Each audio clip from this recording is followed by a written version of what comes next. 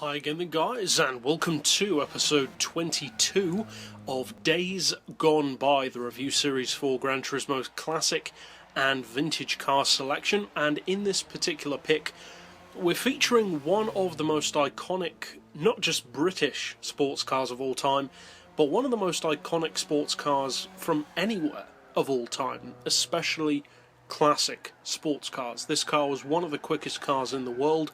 Jaguar has built a lot of the fastest cars in the world, in fact, and which was the dream car of many a petrol head. Even to this day, there are many huge fans of this particular car, and the model is, of course, the Jaguar E-Type. Now, this particular model is not the open-top variation, it's one of the coupes with the sloping back ends. This is unfortunately not one of the V12 models. It would be cool to have that on the game, but we unfortunately don't.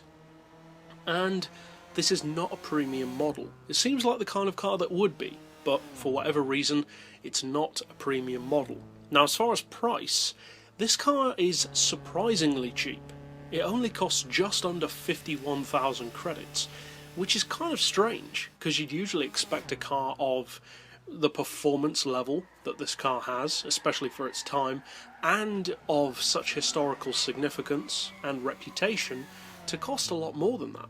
If you compare it to the nearest rivals that it has, such as the classic Lamborghinis, the classic Mercedes Gullwing, nearly all of them cost significantly more. So it's kind of strange that this car is so cheap. Not that that's necessarily a bad thing, because if it's good, that means it could potentially be a great deal. So the question is, what can it do? Well, as far as engine, you're looking at a 3.8 litre, it's naturally aspirated, which is kind of unfortunate. A turbo, or especially supercharger, really would make this car fly, and I'll elaborate more as to why that is in a second. But that engine, even in its naturally aspirated form, can be tuned up to 467 horsepower, which is pretty good. To be fair, that is pretty good. That's rivaling stuff like the Stratos and the classic Countach quite easily. As far as torque, it puts out 388 foot-pounds, and it's perhaps a little bit lighter than it looks, but at the same time, quite a lot heavier than many of the other classic sports cars at 1,021 kilos. Still certainly not heavy though. As far as horsepower per tonne, it puts out 457, and the fully tuned PP actually isn't too high at 524. That's a pretty good PP actually for this particular vehicle. And one of the best things about the E-Type, and this is something which circuit racers probably won't know about as much, but top speed racers certainly will, is that for its power, and as a classic car, it's one of the quickest in the game in its category. It's up there with vehicles like the Toyota 2000 GT and the Dome Zero in terms of how much performance you get for its power. It's not necessarily on the same level as something like a light car company Rocket, because that car is ridiculously quick for its power, but it's as good as, say, the Toyota, the Dome Zero, that kind of thing.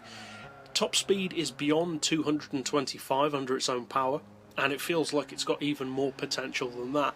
With draft, obviously it can go way further, likewise with NOS, and it handles itself very well for a car which really doesn't look like it has any right to.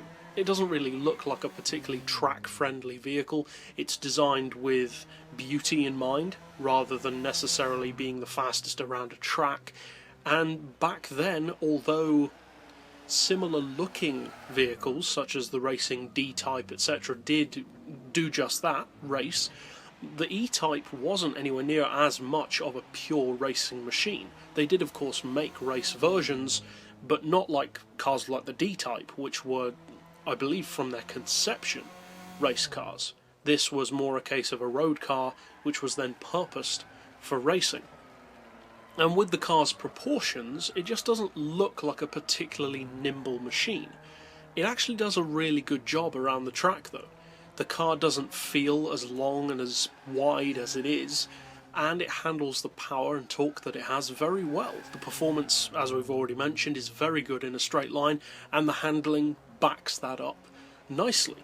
It's certainly not the quickest of classics around the track. It would find it very difficult, for instance, to beat the classic Countach.